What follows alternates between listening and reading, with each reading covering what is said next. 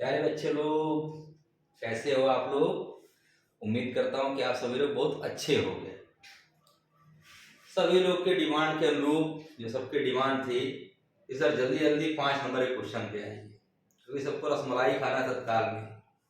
सब चाहते कि तुरंत 5 नंबर के हमको 9-10 प्रश्न मिल जाए और हमारा 30 नंबर सेटअप हो जाए। तो आप लोग के डिमांड के अनुसार पहला यूनिट खत्म होने के बाद में हमने तत्काल में 5 नंबर पे फोकस किया है। और अगर आप लोगों ने मेरा पहला वीडियो देखा होगा तो पहले वीडियो में हमने दिखाया था कि 2022 की परीक्षा में आपका एक चैप्टर है प्रॉपर्टीज ऑफ मैटर, वहां से 17 नंबर के प्रश्न आए थे, जिसमें से कि 5 नंबर के 3 प्रश्न आए हुए थे।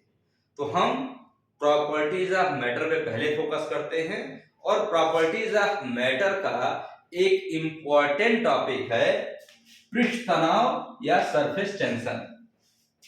हम इस पृष्ठ तनाव और सरफेस टेंशन को पहले समझेंगे और फिर यहाँ पे जितने भी क्वेश्चन की प्रोबेबिलिटी बनती है, जितने भी क्वेश्चन की प्रायिकता बनती है, हम उनको सॉल्व कर लेंगे। कॉन्सेप्ट क्लियर होगा। आपका क्वेश्चन 1 नंबर का है, 2 नंबर का है या 5 नंबर का है, फटाफट चुटकियों में सॉल्व करने वाले। क्लियर। तो हम पृष्ठ तनाव का 3 चीज लिखे हुए हैं, क्यों, प्रभाव और परिभाषा। लेकिन उसके पहले हम एक चीज और बढ़ा दे रहे हैं, एक चीज और बढ़ा दो भाई। क्या ये पृष्ठ तनाव क्या होता है, क्या जानोगे, फिर क्यों जानोगे, फिर प्रभाव जानोगे, फिर परिभाषा जानोगे। क्या पृष्ठ तनाव, क्या सरफेस टेंशन, क्या। तो इस चीज को जानने के पहले भी हमको एक टर्म और जानना पड़ेगा। उस टर्म को हम बोलते हैं फ्लूइड। फ्लूइड मतलब वो पदार्थ जो बह सके। और बह कौन सकता है पदार्थ, आप लोग इसके बारे में खूब अच्छे से जानते हो, या तो द्रव और या तो गैस। ये दिमाग में फिट कर लो भैया। फ्लूइड, फ्लूइड को आप, अगर मुझे लगता है कि हिंदी में और आपने पढ़ा होगा, इसको तरल कहते हैं। तरल वो पदार्थ हैं जो कि बह सकते हैं, और बहने वाला गुण किसमें है, द्रव में है और गैस में है। ये क्लियर कर लो। तो द्रव और गैस की बात, द्रव और गैस के बारे में उन्होंने क्या पढ़ा हुआ कि भैया द्रव हुआ है जो कि जिस बर्तन में रखा जाए वो उसी का आकार ले लेता है और उसी का आयतन ले लेता है। और गैस में क्या है कि गैस में अणुओं के बीच की दूरी थोड़ी सी दूर दूर है, तो भैया उड़ते रहते हैं, इनका कोई निश्चित आकार और निश्चित इनका आयतन नहीं हो पाता है। अब अपने मेन मोटो पे आते हैं, क्या कि पृष्ठ तनाव क्या है। अभी तो हम गैस स्टेज की बात बाद में करने वाले हैं, लेकिन अभी हम जानेंगे कि ये पृष्ठ तनाव क्या है। तो आप इसको बहुत मोटे तौर पे बहुत आराम से जरा समझने का पहले प्रयास कर लो, क्योंकि जल्दी जल्दी आगे बढ़ना है। आप लोगों ने कभी अगर पानी की बूंद को गिरते हुए देखा है तो वो गोल दिखाई पड़ता है, गोल दिखाई पड़ता है। गोल क्यों दिखाई पड़ता है, एक किसी भी द्रव के अंदर एक गुण होता है, एक गुण होता है, और वो गुण क्या होता है कि वो ये चाहता है कि हमारा जो बाह्य पृष्ठ हो, बाह्य पृष्ठ हो मतलब बाहरी क्षेत्रफल हो, उसका एरिया कम से कम हो। बाहरी क्षेत्रफल कम से कम हो। जैसे कि अगर एक आपने मान लो क्यूब ले लिया, एक घन ले लिया, ये घन क्या है, द्रव की, मान लो कि द्रव की बूंद कोई है, कोई भी द्रव हो सकता है, तो इसकी एक प्रॉपर्टी होती है, गुण होता है, और उस गुण का काम क्या है कि ये गुण चाहता है कि इसका जो बाह्य क्षेत्रफल है ये कम से कम हो, यानी कि बाहर वाले क्षेत्रफल को सिकोड़ना चाहता है, खिंच जाओ मेरे अंदर आ जाओ, घुस जाओ मेरे अंदर।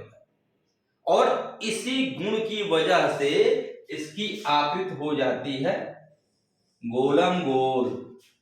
ये बाहरी पृष्ठ हो जाता है कि सब अंदर मेरे समेट के आ जाओ, और इसी गुण को इसी गुण को, इसी प्रॉपर्टी को, किसी द्रव का वह गुण जिसके कारण वो चाहता है कि मेरा बाह्य क्षेत्रफल, बाह्य पृष्ठ का क्षेत्रफल न्यूनतम हो, इसी गुण को हम कहते हैं पृष्ठ तनाव या सरफेस टेंशन। गुण है। अब आप कहोगे कि अगर गुण है तो भैया गुण ये क्यों आया? गुण, पहला क्वेश्चन क्लियर हो गया क्या है, नेक्स्ट क्वेश्चन क्या है, क्यों है, ये गुण आखिर में है क्यों। तो इसकी बात करते हैं। आप लोगों ने दो तरह के बल के बारे में पढ़ा हुआ है। नंबर एक आप बोलते हो असंजक बल या उसको बोलते हो कोहेसिव फोर्स, और नंबर दो बोलते हो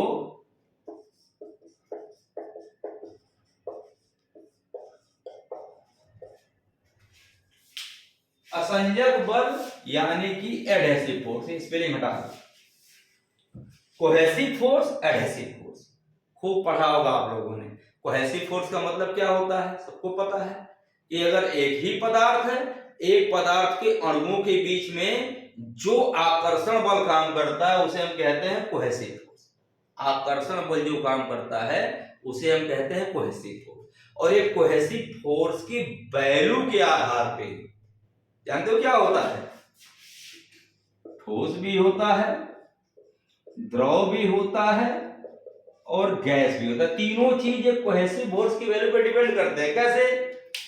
ठोस है, उसके अणुओं के बीच के कोहेसिव फोर्स बहुत ज्यादा चिपके हुए, भाग ही नहीं रहे, तो उनकी आकृति एक फिक्स हो गई, रुके हुए, स्टेबल है। अब वो स्टेबल है तो उनकी आकृति कौन कौन सी होती है आप लोगों ने पढ़ा हुआ होगा, वो हमारा मुद्दा नहीं है। दूसरा द्रव।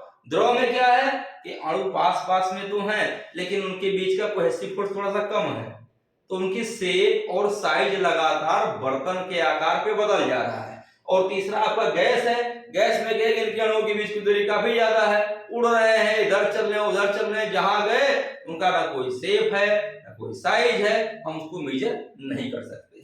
तो ये डिपेंड करता है, सॉरी उल्टा हो गया, ये डिपेंड करता है असंजक नहीं, इसको हम बोलेंगे ससंजक बल के आधार पे। सही कर लेना यार, ये तो कहोगे सर ने तो गलत ही पढ़ा दिया। ससंजक बल के,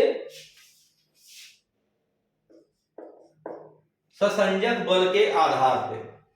और यहां नीचे भी ठीक कर दें, यह आपका असंजक है कि एक ही पदार्थ के अणुओं के बीच का कार्य करने वाले बल को ससंजक बल कहते हैं। और ससंजक बल के वैल्यू के आधार पे ठोस, द्रव, गैस और पदार्थ की आवश्यकताएं जो बनती रहती है। नेक्स्ट है असंजक बल। असंजक बल क्या होता है कि विभिन्न पदार्थ के अणुओं के बीच में कार्य करने वाले बल को हम असंजक बल कहते हैं। विभिन्न पदार्थों के परमाणुओं के बीच में, मतलब कि आपने प्लास्टिक के ऊपर लोहा रख दिया, आपने शीशे के ऊपर पानी रख दिया, आपने स्टील के ऊपर गोंद रख दिया, आपने कागज के ऊपर गोंद रख दिया, तो ये जितनी भी चीजें हैं ना, सब सब अलग अलग पदार्थ हैं, तो उनके अणुओं के बीच में जो बल काम करता है उसे हम कहते हैं असंजक। अब ये पूरा पृष्ठ तनाव का जो कॉन्सेप्ट है ना, वो ससंजक और असंजक बल पे ही डिपेंड करता है। पूरी कहानी यहीं पे है कि हम दो पदार्थों को साथ में रखते हैं तो उनके बीच का ससंजक बल ज्यादा है कि उनके बीच का असंजक बल ज्यादा है। पूरा खेल यहीं पे है। तो क्यों पृष्ठ तनाव? क्यों पृष्ठ तनाव का मतलब क्या था कि एक ही ये जो हमारे कोई पदार्थ है, जो हमारा कोई लिक्विड है, उसके अणु, वो हमारा जो क्या चाह रहा है वो पदार्थ कि हमारे बाह्य पृष्ठ का क्षेत्रफल न्यूनतम। तो न्यूनतम क्यों होगा? क्योंकि उनके अणुओं के बीच में ससंजक बल काम कर रहा है। ससंजक बल क्या चाहता है कि सारे अणु भाग के आओ, सब चिपक जाओ मेरे अंदर, सब के सब एक साथ रहे। तो चिपकने की प्रक्रिया में बाह्य पृष्ठ न्यूनतम होता है और उसे हम बोलते हैं कि पृष्ठ तनाव काम कर रहा है। अब बात आती है प्रभाव। प्रभाव क्या हुआ? ससंजक बल का प्रभाव क्या हुआ कि जो हमारी द्रव की बूंदें हैं वो गोल होती है। आपने कभी ऐसी द्रव की बूंद नहीं देखी होगी ना जो चपटी हो, बेलनाकार हो, घनाभ के शेप की हो। सारी द्रव की बूंदें आपको गोल दिखाई पड़ती हैं और वो प्रभाव है पृष्ठ तनाव।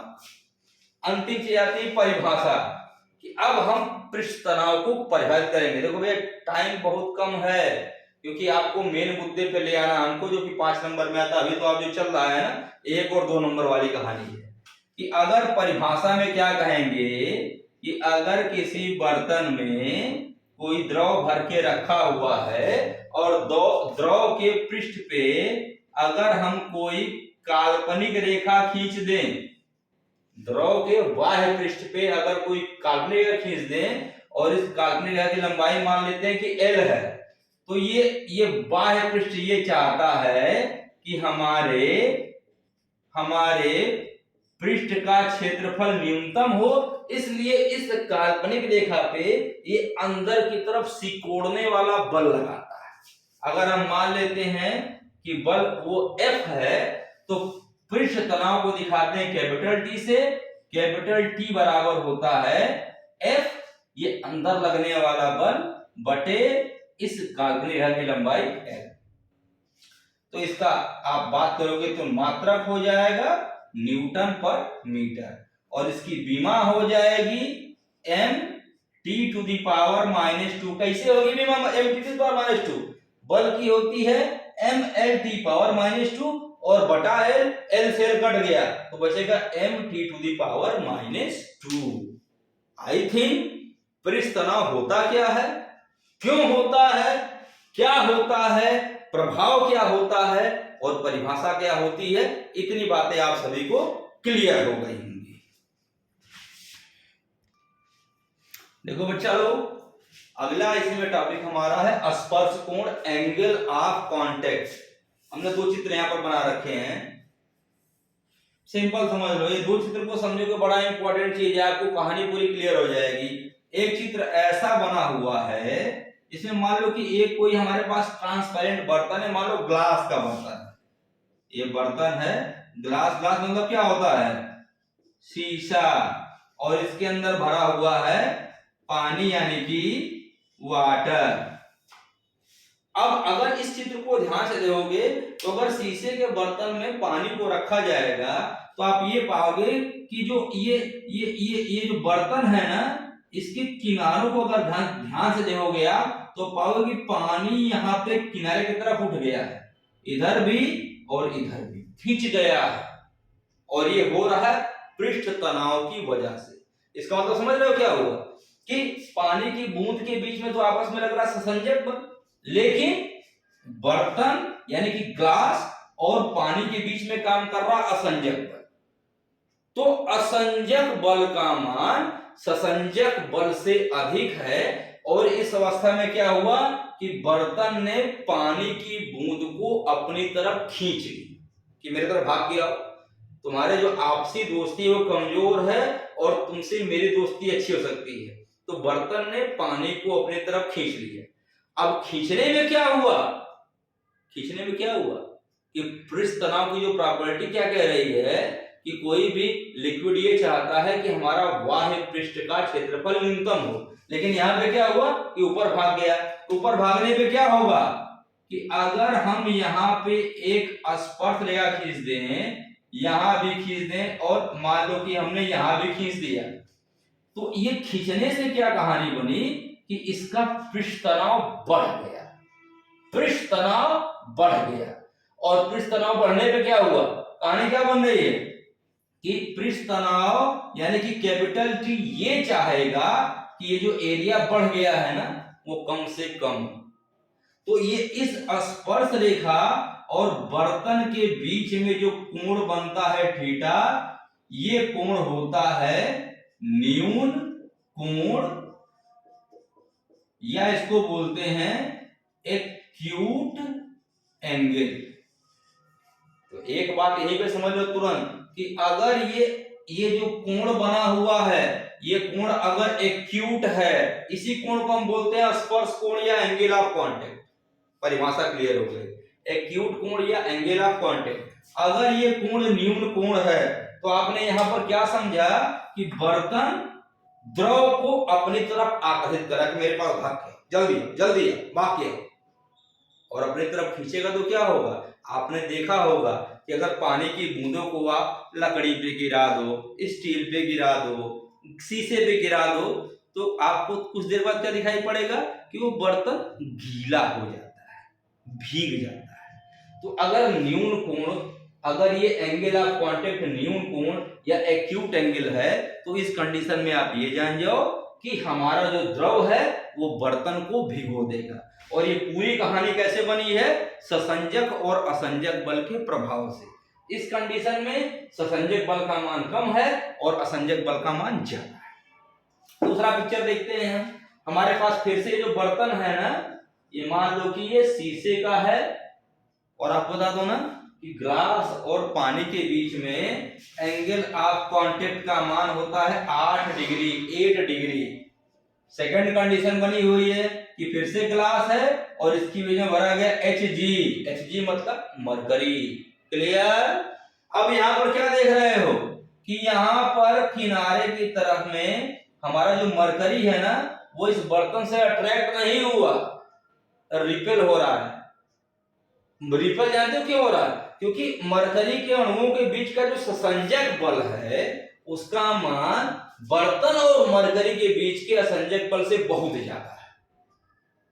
दो लोग की दोस्ती बड़ी तगड़ी वाली है, और तीसरा वाला आदमी चाह रहा है कि इनकी दोस्ती को तोड़ करके अपना हम उसमें घुस जाए।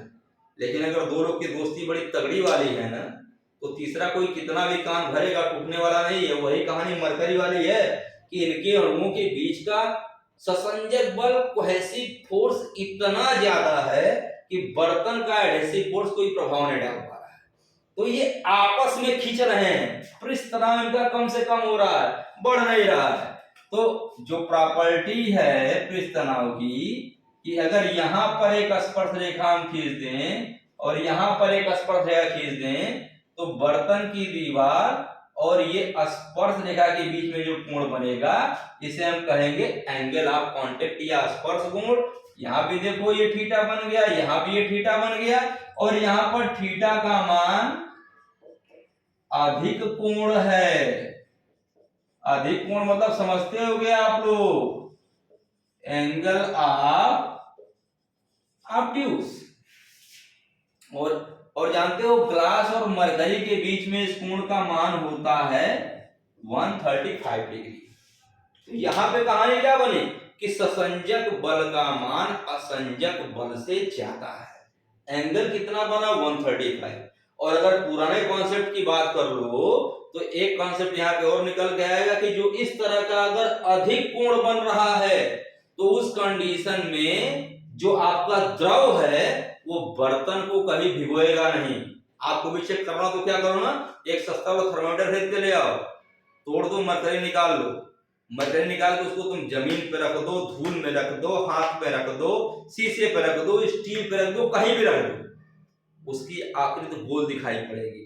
तुम प्रेशर करके दबा के उसको सोचे कि हम इसको चिपटा कर दें, बर्तन में चिपका दें, चिपकेगा नहीं, उसकी बूंदें टूट तो जाएंगी, लेकिन जितनी बूंदें बनेंगी वो सारी की सारी गोल रहेंगी। ये है एंगल ऑफ ऑब्ट्यूस कि ससंजक बल का मान इतना भी ज्यादा है कि कुछ भी असंजक बल लगा दो लेकिन उसके ऊपर प्रभाव नहीं पड़ेगा।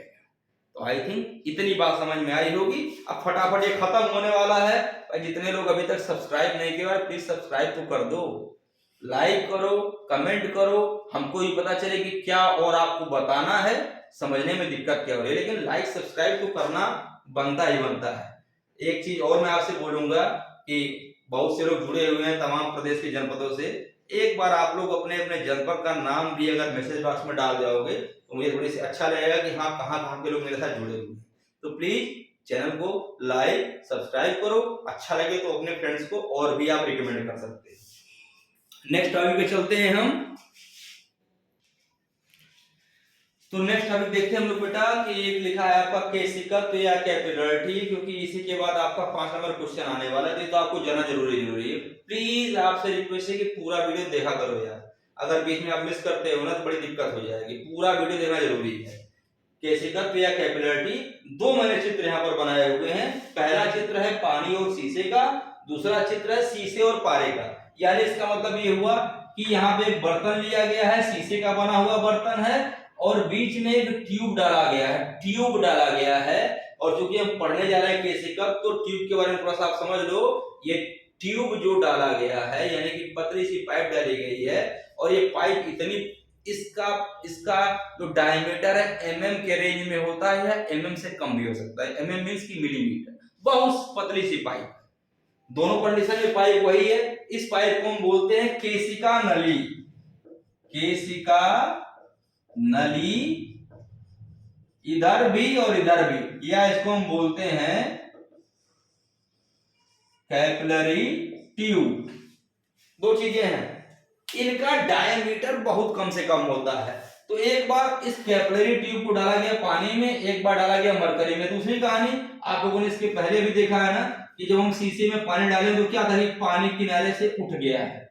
प्रभाव क्या था, ससंजक असंजक बल का। यहाँ पर क्या हुआ था कि मरकरी नीचे घुस गया था।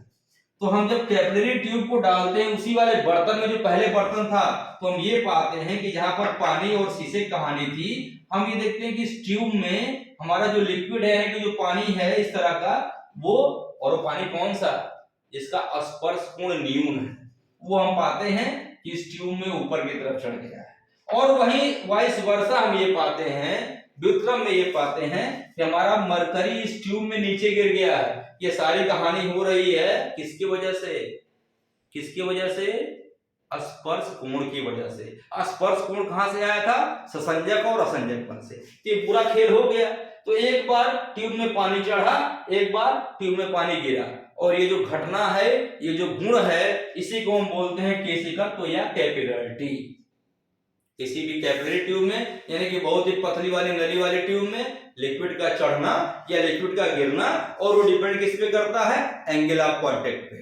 इस गुण को हम बोलते हैं केशिकत्व। तो बच्चा लोग, अंतिम 5 नंबर का प्रश्न आ गया आपके सामने।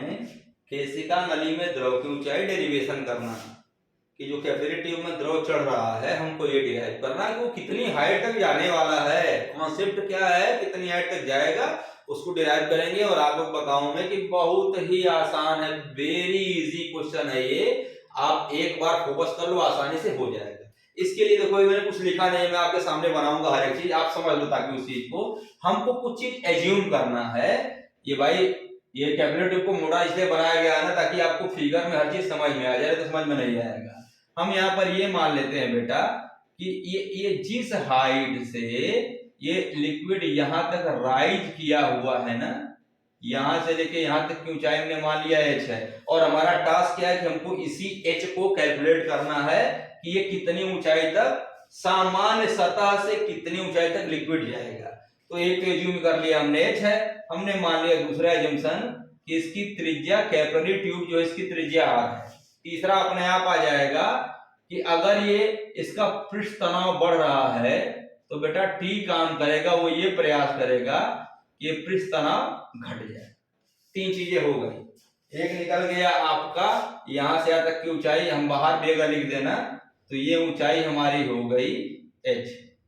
हम थोड़ा सा मिटा भी देते हैं, नहीं तो आप लोग कंफ्यूजन में सर बड़ा होच पोच हो गया, समझ में नहीं आया। हमने ये मान लिया कि ये ऊंचाई है h, ये हाइट h है जो कि हमें कैलकुलेट करना है। कैपिलरी ट्यूब की त्रिज्या है r और पृष्ठ तनाव काम कर रहा है T। पृष्ठ तनाव काम कर रहा है T। अगर पृष्ठ तनाव इस लिक्विड को नीचे खींच रहा है कि ये एरिया घट जाए, तो अपने आप क्या होगा कि एक प्रतिक्रिया बल काम करना शुरू हो जाएगा R। और अभी तो आपको ये पिक्चर लग रहा है 2 डायमेंशनल ना, लेकिन आप कैपिलरी ट्यूब को समझो ऐसे गोल होगा, गोलम गोल। तो ये जो T दिखाई पड़ रहा है हर लाइन के अंदर की तरफ होगा, और R दिखाई पड़ रहा है वो 3 डायमेंशनल है, यानी कि इसके पूरे इस कैपिलरी ट्यूब के पूरे सरकमफ्रेंस 2 पाई r पे ये T भी काम कर रहा है और ये R भी काम कर रहा है, दोनों एक साथ काम कर रहा है। ये दिमाग में बैठा लो पहले बार। तो क्या हुआ कि T इसको नीचे लाना चाहता है और R इसको ऊपर लाना चाहता है। तो एक तो कहानी क्लियर हो गई कि भाई न्यूटन के नियम से R बराबर T होगा। अब अगर ये प्रतिक्रिया बल R है और ये क्या बन गया भाई, एंगल ऑफ कांटेक्ट थीटा, ये बन गया एंगल ऑफ कांटेक्ट थीटा, दोनों थीटा बन गए। तो इस आर के दो कंपोनेंट आप लोगों ने वेक्टर में पढ़ा होगा, ये थीटा है तो ये भी थीटा होगा, ये कंपोनेंट हो जाएगा आर cos थीटा, यहां पर भी ये थीटा हो गया, ये कंपोनेंट हो गया आर cos थीटा, और एक दूसरा कंपोनेंट हो जाएगा आर sin थीटा, और ये भी हो गया r sin theta. R sin theta क्या है कि ट्यूब को बाहर की तरफ से खींच रहा है, और अगर ये इतना बलशाली होता ना तो ट्यूब फट के बाहर हो जाता, लेकिन ऐसा नहीं हुआ, तो इट मींस कि आर sin थीटा का प्रभाव हो जाता है जीरो, खत्म, कोई मतलब नहीं है। अगर ट्यूब कमजोर सा है तो फट सकता है, लेकिन ऐसा तो कभी हुआ नहीं, इट मींस कि आर sin थीटा का मान इतना कम है कि प्रभाव जीरो हो गया। अब बचा ये r cos theta. R cos theta क्या है, ऊपर की तरफ लग रहा है, और आर की वैल्यू क्या है टी, यानी कि आर cos थीटा एक्चुअली में टी cos थीटा, और ये टी cos थीटा क्या है कि लिक्विड को लिया है और ऊपर की तरफ खींच रहा है, और इसी r cos थीटा के कारण हमारा जो लिक्विड नॉर्मल सतह से ऊपर की तरफ भाग रहा है। नंबर एक चीज, तो इस लिक्विड के ऊपर कुल अगर हम बात कर लें, ऊपर लगने वाला जो अगर हम बल की बात कर लें तो ये बल हो जाएगा 2 पाई r into T cos theta. Equation number 1, इस पूरे ट्यूब का सरकमफ्रेंस है 2 पाई r, एक स्थान पे बल काम कर रहा है r cos थीटा या t cos थीटा, तो कुल बल हो गया 2 पाई r into T cos theta. ये क्लियर कर लो, दो ही लाइन में खत्म होने वाला, ज्यादा कुछ बड़ा नहीं बचा हुआ है। अब क्या बात आई हमारी कि ये वाला बल लेके लिक्विड को ऊपर जा रहा है, एक बल है जो कि लिक्विड को लेके ऊपर जा रहा है, तो जब लिक्विड ये ऊपर जाना शुरू हो गया नॉर्मल सरफेस से, तो क्या हुआ कि ये ऊपर जब जा रहा है ना, तो एक सिलेंडर टाइप का अरेंजमेंट बन गया। अब इस सिलेंडर टाइप के अरेंजमेंट में क्या होगा कि द्रव भर रहा है, द्रव का द्रव्यमान होगा m, और m में g से मल्टीप्लाई करोगे तो इसमें एक भार मिल जाएगा mg। अब जो mg भार इसके अंदर का है उसका मान जब तक 2 पाई r into T cos theta के बराबर नहीं हो जाएगा, भाई ऊपर जितना बल लग रहा है, बल लगने के कारण ये द्रव ऊपर गया, अब इसके अंदर जो द्रव भर गया नॉर्मल सतह के ऊपर, उसका भार जब ऊपर लगने वाले बल के बराबर हो जाएगा, जिस समय बराबर होगा उसी समय पे राइज ऑफ लिक्विड रुकेगा, नहीं तो राइज ऑफ लिक्विड यानी कि केस नली में द्रव का चढ़ना रुकेगा नहीं। तो एक कंडीशन ऐसी आएगी कि इसके अंदर द्रव का भार ऊपर जाने वाले बल के बराबर हो जाएगा।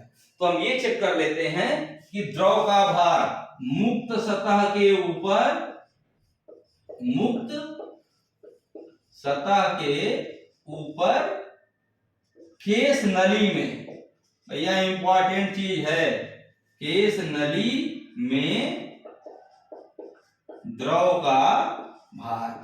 और यही बात अगर समझ में आ गई ना तो समझ जाओ कि टॉपिक ये खत्म, पेपर किताब में खूब बड़ा बड़ा यहीं पे खत्म, m इंटू जी होगा, भार आप m इंटू जी जानते हो। हम यहीं पर एक बात मान लेते हैं ना कि जो द्रव है ना उसका घनत्व तो रो है, रो, और आप पढ़े हुए हो ना कि घनत्व बराबर क्या होता है m बटा v, घनत्व बराबर द्रव्यमान बटे आयतन, तो द्रव्यमान बराबर क्या हो घनत्व गुणे आयतन। इस m इंटू जी को आप लिख सकते हो v इंटू रो इंटू जी। क्लियर हो गई बात? ये मुझे लग रहा है कि फिगर कुछ हद तक क्लियर हो गया होगा, सारी खेल इसी फिगर में ही है, बस अब 2-3 लाइन बचा, कुछ बचा नहीं ज्यादा, खत्म होने वाला टॉपिक है।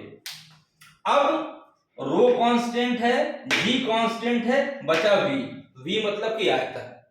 अब अगर इस शेप को हम देख के चलें, इस शेप को अगर हम देख के चलें, एक छोटा सा हम यहां पर फिगर बना लें बेटा, ऐसे उसी केस नली का ये फिगर हमने बना लिया, यही समझ लो खेल खत्म। ये भाई यहां से यहां तक की ऊंचाई आपकी h है, यहां से यहां तक की त्रिज्या आपकी r है। हमें इस शेप में जो द्रव भरा हुआ उसका आयतन निकालना है, आयतन निकालना है। तो अगर हम देखिए इसी फिगर को हमने एक पार्ट में यू डिवाइड कर दिया। अब क्या, ये जो नीचे वाला पार्ट मिल गया ना, ये h हाइट और r त्रिज्या का एक सिलेंडर हो गया। सिलेंडर मतलब आपको पता है, h हाइट और r त्रिज्या का सिलेंडर हो गया। ये सिलेंडर का आयतन पहले लिखो, यानी कि हम इसको लिख देंगे, हम इस सिलेंडर का आयतन, यानी कि आयतन किसका, बेलन का h ऊंचाई, इसी लाइन में सब खत्म है, और r त्रिज्या का, एक कहानी, ये पोर्शन सॉल्व हो गया। अब अगर हम यहां से, ये पॉइंट है, ये भी दूरी r है और ये भी दूरी r है, ये जो पोर्शन है ये भी एक सिलेंडर होगा, किसका, आयतन बेलन का, इसकी क्या है, r त्रिज्या और r ऊंचाई भी है। मतलब कि ये सिलेंडर और प्लस ये सिलेंडर, दो सिलेंडर हो गए। लेकिन जो ऊपर वाला सिलेंडर है ना, इसके ये कटोरी में पानी नहीं है, ये कोने में पानी है। तो ये जो कटोरी का शेप होगा ना, उसको हम बोलते हैं मेनिस्कस, मेनिस्कस अर्धगोला। अगर हम क्या कर दें कि इस सिलेंडर के आयतन में से इस कटोरी के आयतन को घटा दें, मेनिस्कस के आयतन को घटा दें, यानी कि अर्ध ठोस गोले को आयतन को घटा दें, तो हमें इसका भी मान चल जाएगा माइनस, हम लिख सकते हैं अर्ध गोले का आयतन, और उसकी त्रिज्या कितनी है बेटा, उसकी त्रिज्या r है। कहानी खत्म। आपको खाली ये समझना था कि भाई ऊपर लगने वाला बल कितना है, 2 पाई r × t cos थीटा। इसके अंदर कितना बल लग रहा है, जो उसका आयतन है, उसका भार है। भार क्या है, v है, और इंटू रो इंटू जी हो गया। v क्या है, 3 पार्ट में डिवाइड है, आयतन, बेलन, h ऊंचाई और r त्रिज्या, यानी कि बेलन वो वाला बेलन जिसकी h ऊंचाई है, त्रिज्या r का आयतन, प्लस आयतन बेलन, r त्रिज्या r ऊंचाई, ये वाला बेलन हो गया, माइनस अर्ध गोले का आयतन। अर्ध के आगे आप एक और चीज कर लो भैया, ठोस, अर्ध ठोस गोले का आयतन जिसकी त्रिज्या r है, और इंटू तो अपने आप क्या हो गया, रो इंटू जी। कहानी खत्म। इसको हम बेटा जरा फटाफट लिख लेते हैं। अब हम इसको लिखते हैं कैसे, समझ के चलो। यहां मैंने फिर लिख दिया द्रव का भार, बस खत्म होने वाला भाई। आयतन किसका, ये हो जाएगा पाई r स्क्वायर h, बेलन का आयतन क्या होता है, पाई r स्क्वायर h, तो पाई r स्क्वायर h प्लस हो जाएगा, फिर दूसरा वाला बेलन कौन सा, r त्रिज्या r ऊंचाई, पाई r स्क्वायर r हो गया। और अर्ध गोला, पूरे गोले का क्या होता है, 4/3 पाई r क्यूब, तो अर्ध गोले कितना हो जाएगा, 2/3 पाई r क्यूब। आयतन निकल गया, और इंटू अपने आप रो इंटू जी तो रहेगा ही रहेगा। अब अगर इतना हो गया हो ना, तो ये नीचे वाला भी मिटा दो आप लोग।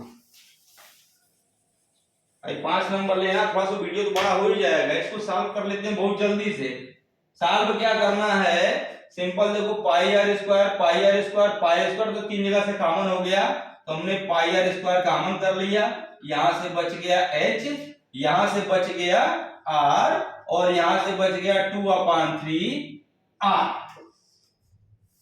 सिंपल मैथ है।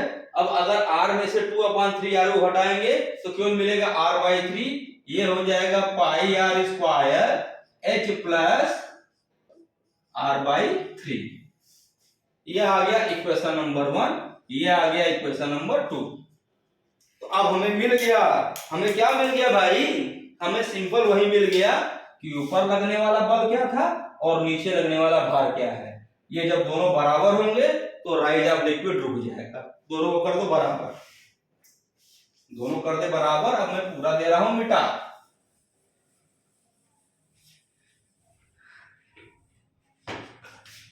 लिख देते हैं ऊपर लगने वाला बल बराबर द्रव का भार। ऊपर लगने वाला बल अभी आपने देखा 2 पाई r × t cos थीटा, और नीचे वाला क्या आया भाई, पाई आर स्क्वायर ब्रैकेट में h प्लस आर बाई 3, दोनों बराबर करो और ये सब कहानी कर दो खत्म।